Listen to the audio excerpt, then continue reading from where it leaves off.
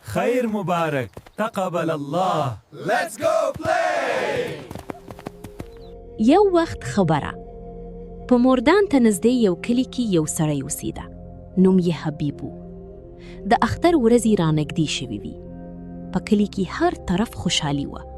خلک بازارونو ته تلل، غواګانې، بکري او پسونه یې اخیستل.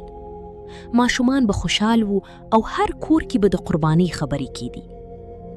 حبیب هم د ډېرې مودې وروسته یو ډېر ښکلي او قوي بیل واخیست. د هغوی زړه د خوشحالۍ ډک و.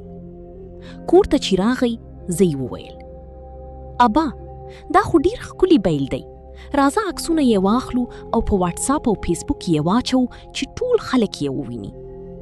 حبیب مسکی شو او ویل: هو، ښه خبره ده. عکسونه یې واخیستل او هر چاته یې لیږل. خلکو تبصرې وکړي: ماشاءالله، ډېر قیمتي بیل دی، ډېر قوي دی. حبیب نور هم خوشحال شو. خو 2 ورځې وروسته سهار وختي چې یې طویلې ته ورغرته، بیل کمزوري ولاړو. نه یې خوراک کوه او نه یې حرکت درلو. حبیب ډېر وارخطا شو.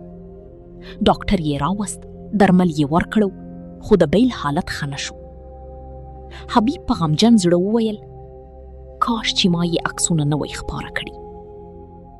د حبیب ګاونډي سپینزیري کاکا ورته وویل: زویه، هره خوشحالي هر چاته نه ښودل کیږي.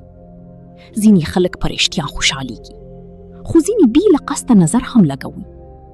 ښه ده چې خپلې نیکمرغي په خاموشي وساتو. حبیب سر ښکته کړو او ویل: کاکا، سمه خبره دې وکړه. له دې وروسته به خپل هر نعمت د خلکو مخې ته نجدم. د اختر په ورځ که چیرې و حبیب قرباني وکړه، خو یو مهم سبق یې زده کړه: هر نعمت ښکاره کول ضروري نه دي. ځینې خوشحالیا باید د ماشاءالله په سیوري لاندې په پټه وساتل شي. او د کیسې پیغام: ګرانو ورونو او خویندو، د قرباني څاروی د الله یو لوی نعمت دی. ښه ده چې پرې ډېر فخر ونه کوو،